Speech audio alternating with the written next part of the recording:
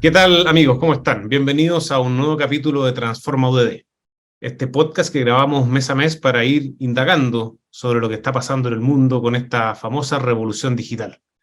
Todos tenemos preguntas, inquietudes, vemos las noticias, vemos las novedades que día a día nos cambian nuestra vida cotidiana.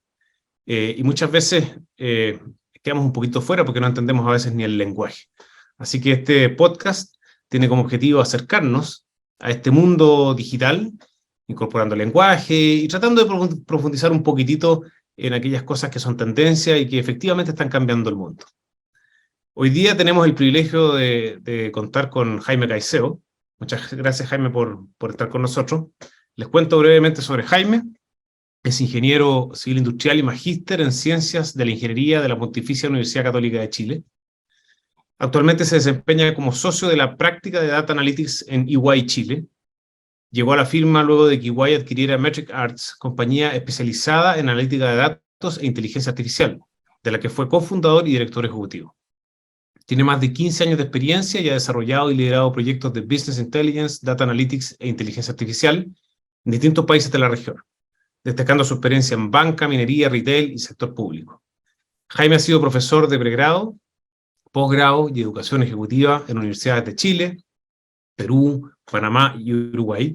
Y por supuesto que también es profesor nuestro en la UDD, en nuestro programa Asigna UDD, donde está también impartiendo justamente los temas que nos convocan hoy día. Así que bienvenido, Jaime, a Transforma UDD.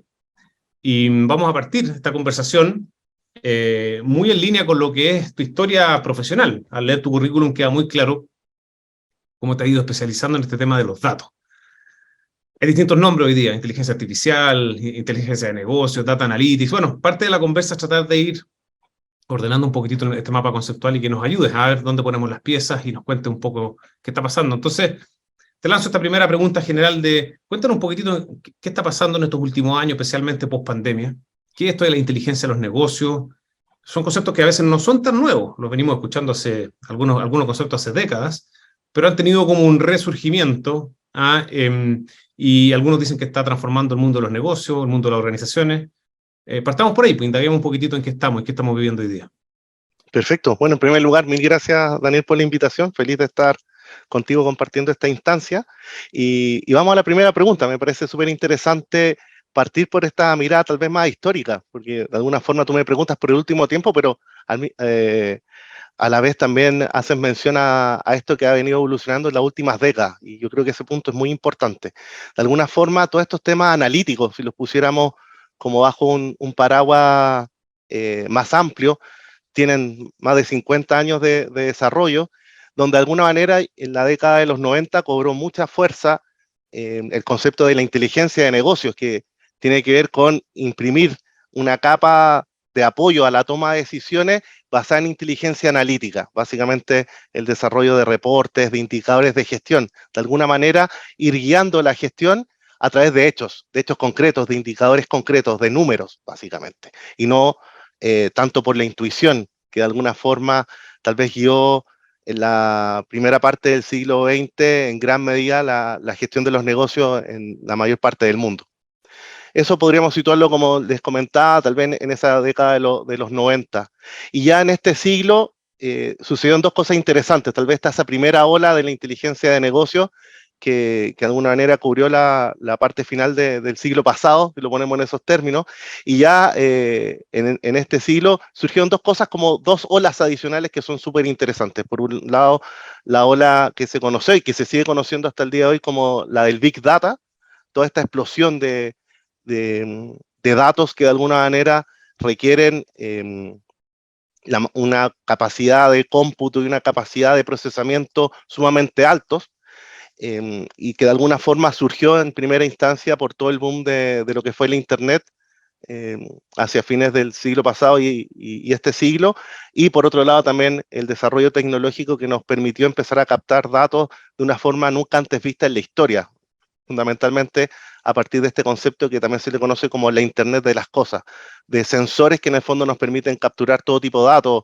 desde temperatura a temas más interesantes como podrían ser las condiciones vitales de una persona, que hoy en día contamos con distintos dispositivos que nos permiten medir no solamente la temperatura de la persona, sino también otras condiciones vitales que son súper interesantes, y obviamente eso también lo podemos extrapolar a animales, a procesos, a maquinaria que en el fondo hoy en día tenemos bajo control a partir de distintos sensores. Eso genera, o esa visión, o ese concepto genera una cantidad de datos astronómica, y por eso se le llama de alguna forma Big Data, por las complejidades que trae consigo. Y una tercera ola que me gustaría destacar como para partir con esta visión un poquito más histórica que tú comentaste, tiene que ver con la ola de la inteligencia artificial, que nuevamente es un concepto que tiene décadas de desarrollo, pero que de alguna manera tiene como un boom, un relanzamiento, un resurgimiento, si lo pusiéramos en esos términos, más bien reciente, justamente por el desarrollo de nuevas capacidades de cómputo, de pasar del cómputo más basado en CPU a GPU, también por todo lo que Explícanos la trajo consigo. diferencia entre CPU y GPU, Jaime, para los que no entienden ese lenguaje. Bueno, es sencillo. La CPU es el clásico procesador de los computadores, que todos los computadores de escritorio, los laptops, los notebooks traen una CPU, una unidad de cómputo propiamente tal, y la GPU tiene más que ver con esta capacidad de cómputo, pero para gráficos, para videos. Las tarjetas de video son GPU, las tarjetas de video que les permiten a las máquinas procesar imágenes, que nos permiten hoy en día, por ejemplo, a los que son gamers que nos están escuchando, una buena GPU nos permite correr juegos con una calidad gráfica increíble hoy en día. ¿Qué es lo que trae consigo? Ese tipo de capacidad de procesamiento está por encima, muy por encima de lo que es la CPU, y ha permitido desarrollar o relanzar, por alguna manera, redes neuronales que son más profundas, que tienen más capas. Más adelante tal vez podríamos hablar un poco de eso también, que nos ha permitido de alguna manera mejorar las capacidades de la inteligencia artificial, sobre todo desde el punto de vista del desarrollo de redes neuronales de distinta naturaleza, y que de alguna manera ha generado esta como tercera ola que yo les comentaba desde el punto de vista de la inteligencia artificial. Entonces, si lo pudiéramos poner como en horizonte de tiempo, todo este paraguas analítico que yo les comentaba tiene como tal vez tres grandes hitos en los últimos 30, 40 años. Por un lado, la inteligencia de negocios como una primera ola, luego la ola del Big Data, y la ola que estamos surfeando de alguna manera hoy en día, que es la inteligencia artificial. Obviamente esas tres olas se han ido de alguna manera conjugando entre sí, y los tres conceptos hoy en día son parte de lo que se entiende hoy por analítica avanzada o data analytics también. Súper interesante y súper buena la perspectiva que das de evolutiva de esto. Efectivamente, Jaime, probablemente muchas personas no saben que, por ejemplo, el concepto de inteligencia artificial tiene del orden de 70 años, desde que fue acuñada formalmente, por ahí por los años 50. Al principio eran conceptos más bien teóricos, elucubraciones teóricas, que después fueron encontrando aplicación, fue como un poco al revés. Es como el mundo de la computación, los computadores existieron en teoría primero y después existieron en la práctica. Ahora, la pregunta que tengo para ti es desde una perspectiva de un aficionado como yo, no experto, que sufre esta permanente como contradicción, en que por un lado tenemos una promesa antigua, como digo, la inteligencia artificial tiene más de 70 años, de que las máquinas, los algoritmos, la capacidad de computación va a evolucionar o ha evolucionado de una manera rapidísima y va a ser capaz o ya es capaz de hacer cosas fantásticas. Y está esta cosa ya al borde de la ciencia ficción, de que los robots nos van a, digamos, a gobernar, digamos, se lleva al extremo, digamos. Y por un lado, y esta es la contradicción, uno ve que eso está pasando, de verdad. Uno interactúa hoy día con tecnologías que son extraordinarias y que hace 5 o 10 años atrás no lo habríamos podido creer. Pero por otro lado también vemos las limitaciones que todavía tiene. ¿Ah? Y por ejemplo, cuando uno interactúa como usuario, como cliente con un chatbot, ¿ah? Que tiene como base total... Sí, claro, hay avances, pero uno descubre que todavía la limitación es grande, digamos. O sea, un chatbot hoy día está muy lejos de ser un interactor cercano a un humano, ¿cierto? Entonces, si nos puedes contar un poco sobre esa tensión, sobre todo lo que se ha avanzado, pero sobre toda la brecha que hay, y qué expectativas podemos tener hoy día reales sobre esto y para adelante. ¿Cuánto es fantasía? ¿Cuánto es realidad? ¿Qué esperamos de los próximos años? ¿Cómo lo ves tú eso? Perfecto. Mira, tal vez como primer concepto, como para también transmitir tranquilidad respecto al trasfondo de esa pregunta, yo les diría en primer término que hoy en día el estado del arte de la inteligencia artificial es más artificial que inteligente. ¿Y por qué? Porque les digo esto, porque el desarrollo de la inteligencia artificial actual está mucho más basado en capacidad de almacenar memoria, de recordar caminos o de almacenar combinaciones que inteligencia tal vez pura de la forma que nosotros la entendemos. De hecho, todo esto que se ve, todos estos desarrollos tal vez más en el mundo de los juegos, o tal vez de juegos de tablero, etcétera, etcétera, donde ya hace años que la inteligencia artificial puede derrotar a grandes maestros en el ajedrez o en el Go, en el juego oriental, tiene mucho que ver con eso, con la capacidad de almacenar distintas combinaciones y de alguna manera, en función de los movimientos, ya ir descifrando qué combinaciones son las más interesantes a seguir como siguiente movida o siguiente paso dentro de un juego que de alguna manera tiene una cierta secuencia. Y eso de alguna forma nos permite también proyectar esto a futuro. En ese sentido, hoy en día se habla de que el desarrollo de la inteligencia artificial tiene más que ver con capacidades específicas, y por eso hoy también se le conoce como inteligencia artificial estrecha, porque finalmente los desarrollos que hemos conseguido como humanidad hasta ahora de inteligencia artificial están circunscritos a una capacidad en particular. ¿Qué les quiero decir con esto? Una inteligencia artificial desarrollada para jugar ajedrez no puede manejar un auto. Solamente está entrenada, está desarrollada para establecerse, para comportarse, para responder en un entorno determinado. Por eso se dice que es estrecha esa inteligencia artificial. El siguiente paso en el desarrollo de la inteligencia artificial es justamente dar ese siguiente paso que tiene que ver con esto que tú también comentaste en tu pregunta respecto tal vez a este vínculo más con la ciencia ficción, ya empezar a desarrollar lo que uno esperaría de una inteligencia artificial por todo lo que tiene que ver con la ciencia ficción, tanto en su vertiente más de novelas, tal vez, con Asimov, tal vez como gran personaje detrás de esto, y obviamente todo lo que se ha desarrollado en los últimos años en películas, en series de televisión, donde uno que esperaría es como enfrentarse o interactuar con un androide propiamente tal. Llegar a eso, todavía estamos tal vez a varios años de eso, y de alguna manera lo que uno espera es lo que se conoce como la inteligencia artificial fuerte o general, que básicamente es una inteligencia artificial que sea capaz de llegar a un entorno, poder desenvolverse naturalmente en ese entorno y empezar a aprender dentro de ciertos contextos para empezar a interactuar y empezar a moverse, comunicarse dentro de ese entorno determinado. Finalmente, tal como lo hace, o muy parecido, simulando como lo hace un humano propiamente tal. En ese sentido, estamos avanzando hacia eso, y hoy por hoy los desarrollos de inteligencia artificial tienen mucho que ver con entendiendo que somos capaces de desarrollar inteligencia artificial con fines específicos, en esta mirada más estrecha. Lo que sí estamos avanzando, y de hecho muchas veces sorprende los resultados que se obtienen, es en ir emulando ciertas capacidades cognitivas humanas específicas. Y finalmente lo que hemos ido logrando es lo que se conoce como la paridad humana, alcanzar el mismo nivel de efectividad o tasa de error de los humanos frente a tareas cognitivas específicas.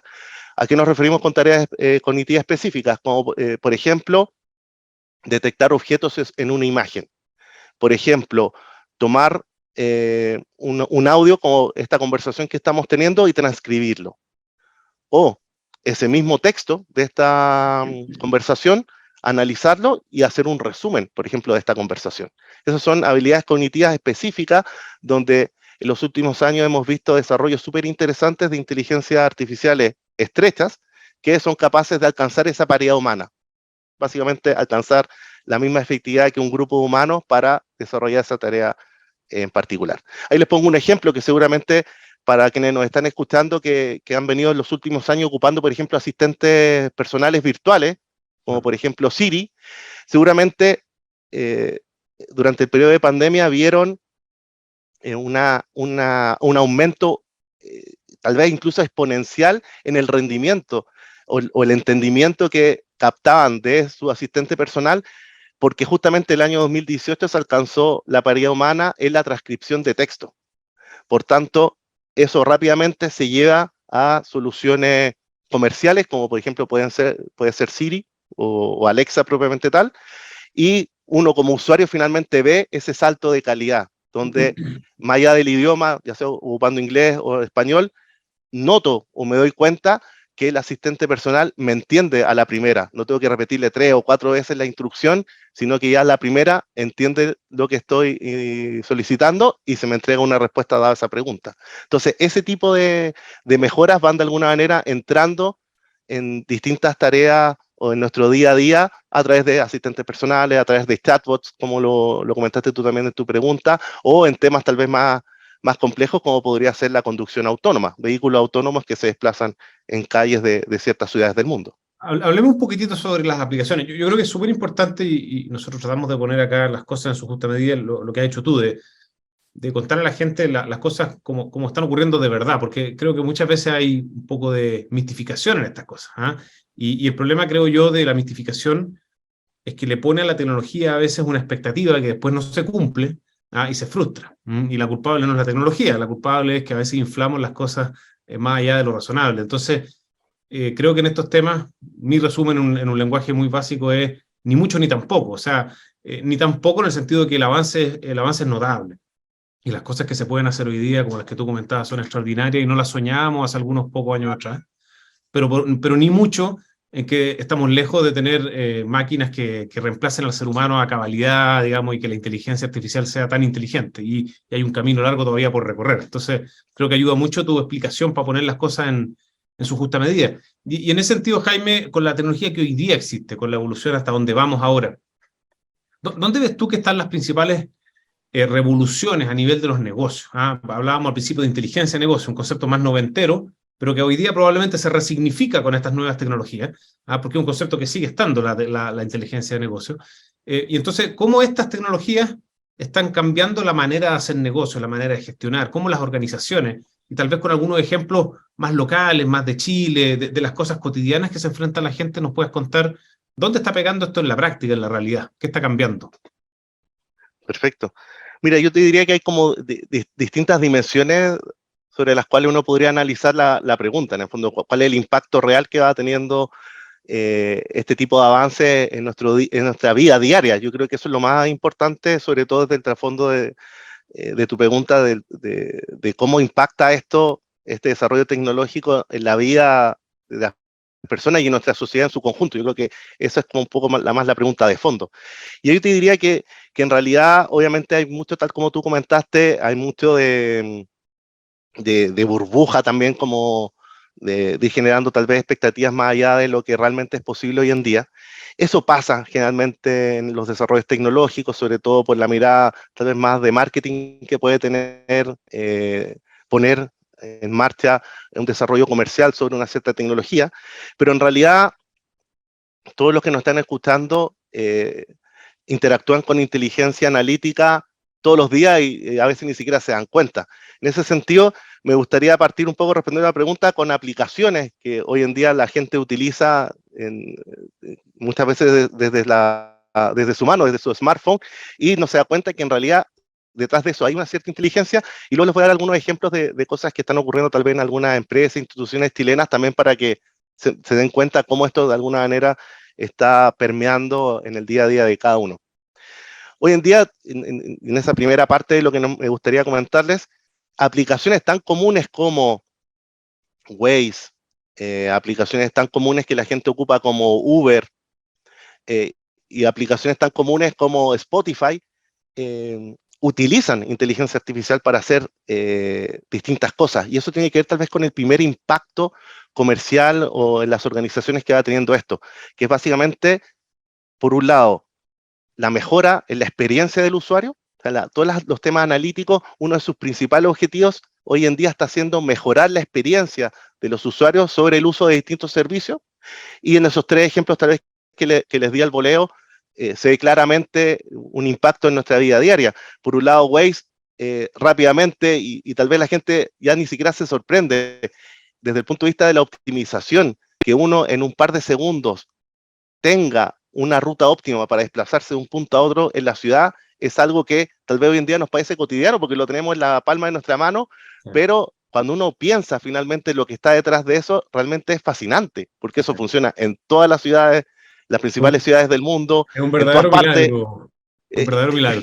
Y para los que somos más viejos es realmente es un milagro, como dices tú, porque obviamente siempre, sobre todo tal vez para nuestra generación, me pongo en la generación tal vez de los que estamos entre los 35 y 50 años, que de alguna manera tuvimos la suerte también de vivir como toda esta evolución desde el mundo analógico hacia el mundo digital y vimos los primeros computadores personales llegar a las casas, incluso en países en desarrollo como Chile, y nos tocó vivir y presenciar todo esto desde lo análogo hacia lo digital. Realmente es posible Magia. catalogarlo como magia o como milagro, como lo catalogaste tú. Aquellos que tuvimos que comprar mapas para ubicarnos en la ciudad extranjera, digamos, ¿ah? Mapas de Tal papel. cual, ¿Ah?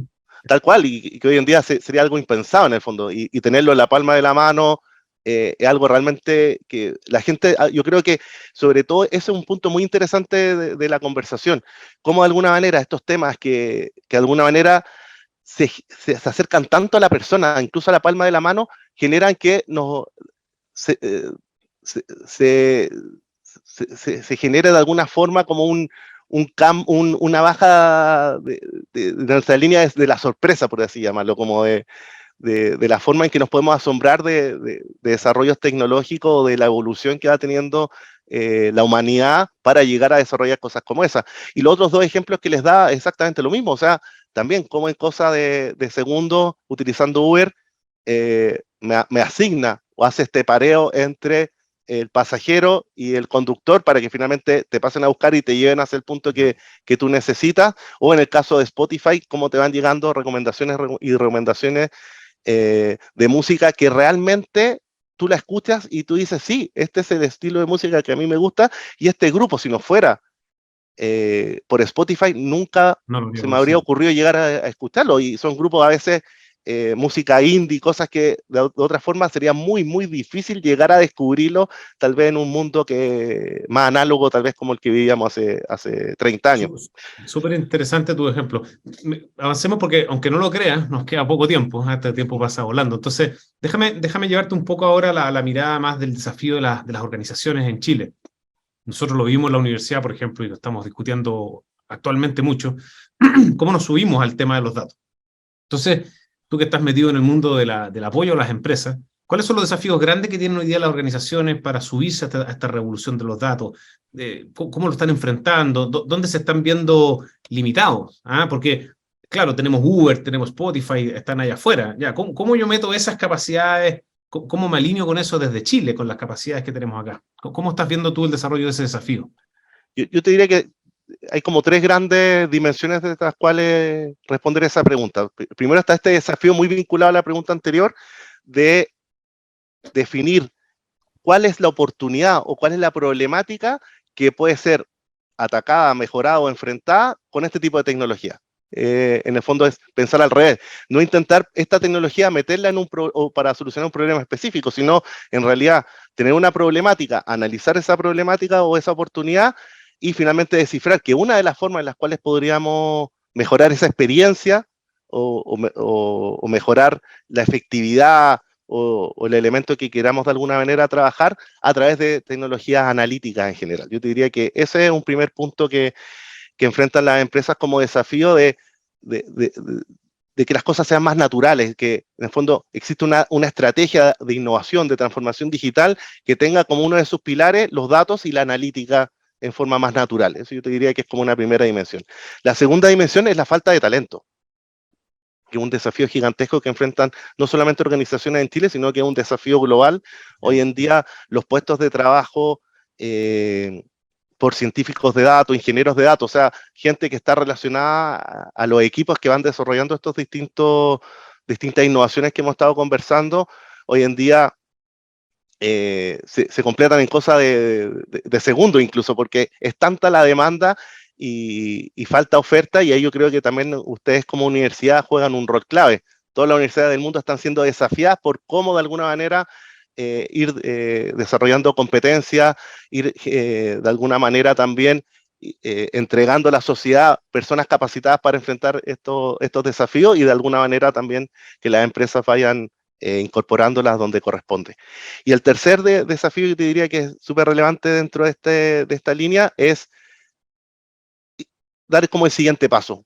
Generalmente las empresas empiezan a generar iniciativas particulares, aisladas, van haciendo pilotos, pruebas de concepto que van mostrando resultados, que van generando también ímpetu dentro de las organizaciones para dar los siguientes pasos, pero eso de dar el siguiente, segundo, tercer, cuarto paso pasa a ser de alguna manera el siguiente desafío, porque ya requiere capacidades de gestión, de gobernanza de estos elementos que muchas veces tienen que ver con cambios de paradigma dentro de las organizaciones, temas culturales, empezar a cambiar la forma de pensar de nuestros equipos de trabajo, acompañarlos también en este proceso, dejar atrás tal vez, tal como conversamos, tal vez ciertos mitos que existen respecto a la tecnología y acercar más a lo que realmente está ocurriendo. Eso te diría que es como un tercer desafío que enfrentan hoy en día las organizaciones chilenas respecto a esto.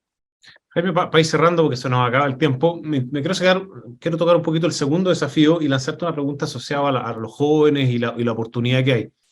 Nosotros aquí en la universidad estamos crecientemente haciendo cada vez más cursos. De hecho, tú eres profesor nuestro en estos temas y estamos buscando distintos modos, desde un curso corto y rápido para el que quiera tener un mínimo de lenguaje, hasta una carrera que estamos iniciando en marzo, una nueva carrera de pregrado en el ámbito de informática, datos y tecnología. O sea, desde lo pequeñito hasta una cuestión completa. Y a veces vemos una cierta contradicción, que el mercado nos dice, el mercado laboral nos dice, oye, necesitamos más de estos profesionales, necesitamos más alfabetización digital, necesitamos más profesionales especialistas, pero a veces vemos que la juventud no está todavía suficientemente, por supuesto que hay un grupo que sí, pero uno esperaría en eso tal vez más interés. Entonces, ¿cuál es la oportunidad que ves tú? ¿Qué mensaje hay para los jóvenes? En fin, ¿cómo conecta este tema de capital humano y la gente que está mirando esto de qué hace con el resto de su vida? Buena pregunta. Yo en general creo que se da mucho esa problemática que tú mencionas, como ese descalce entre, por un lado, lo que necesitan las organizaciones, empresas o instituciones, por un lado, lo que las universidades de alguna manera pueden programar, y finalmente lo que la materia prima, que son los nuevos estudiantes, tengan también como motivación. Yo creo que es súper relevante ir acercando estas temáticas en forma más temprana a las personas. Yo creo que en los colegios, incluso antes que las universidades, tienen como ese desafío de ir acercando más a los estudiantes a problemas más cotidianos. Muchas veces eh, este, este desafío de enseñar, que tanto se viene hablando en los últimos años de enseñar a aprender, sigue siendo un desafío gigantesco hoy en día. Siento que muchas veces basarse tanto en contenidos, en entregar y entregar contenido a estudiantes en establecimientos de educación primaria, está quedando demasiado desfasado, y de alguna forma también los aleja de entender qué cosas finalmente hace un profesional en ciertos elementos, qué es lo que finalmente termina siendo un ingeniero, qué es lo que finalmente termina siendo un médico. Hoy en día, en general, la gente tiene una visión como muy generalista de lo que es ser un médico, lo que es ser un ingeniero, lo que es ser un arquitecto, y en realidad hoy lo que vemos es que dentro de esas distintas profesiones hay gente que hace todo tipo de cosas, y hay un espectro muy amplio en lo que finalmente termina siendo profesionalmente cada una de estas personas. Por ejemplo, incluso en el ámbito científico. En mi equipo hoy en día no solamente hay ingenieros, matemáticos, estadísticos, también hay científicos, gente que viene del mundo de la astronomía, de la astrofísica, de la biología, que tal vez nunca en su vida pensó que iba a terminar trabajando analizando datos de empresas para optimizar un proceso o para predecir un cierto comportamiento.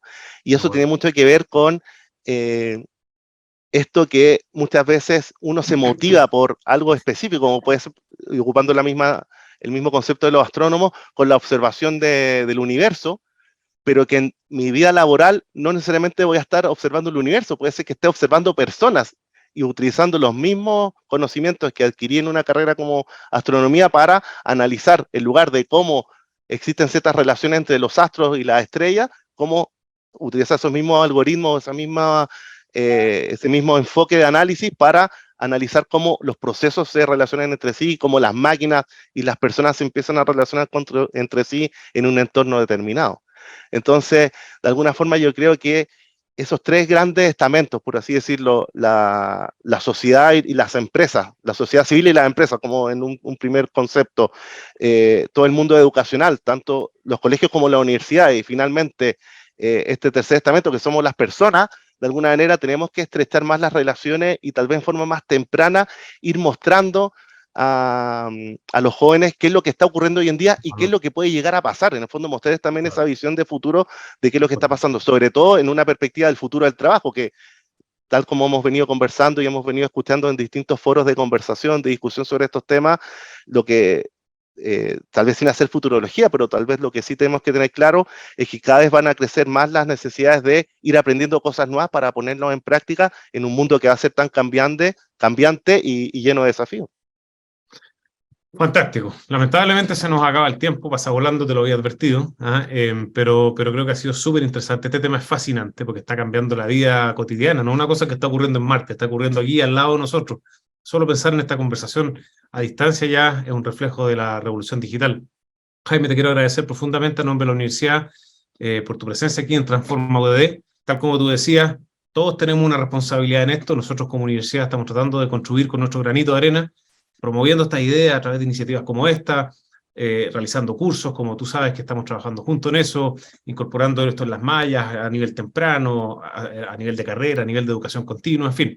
Todos tenemos que hacer nuestro aporte porque sin duda esta es probablemente una de las partes importantes de la respuesta a la pregunta de la productividad, que es tan relevante hoy día en Chile. Quiero, a nombre de, como decía, la universidad, agradecerte por tu presencia. Ha sido tremendamente interesante, que ha lanzado el desafío, y aquellos que quieren profundizar su conocimiento y que nos escuchan hoy día, los invito a visitar signaudd.ud.cl. Ahí van a encontrar una serie de cursos, entre ellos prontamente el que Jaime mismo está preparando, donde van a poder profundizar sobre estos conocimientos ya con tiempo, con distancia y con madurez, para poder poco a poco ir viendo si este es un buen camino de desarrollo personal, profesional, tal como Jaime nos invitaba a explorar. Muchas gracias a todos y nos vemos en una próxima oportunidad prontamente. Muchas gracias.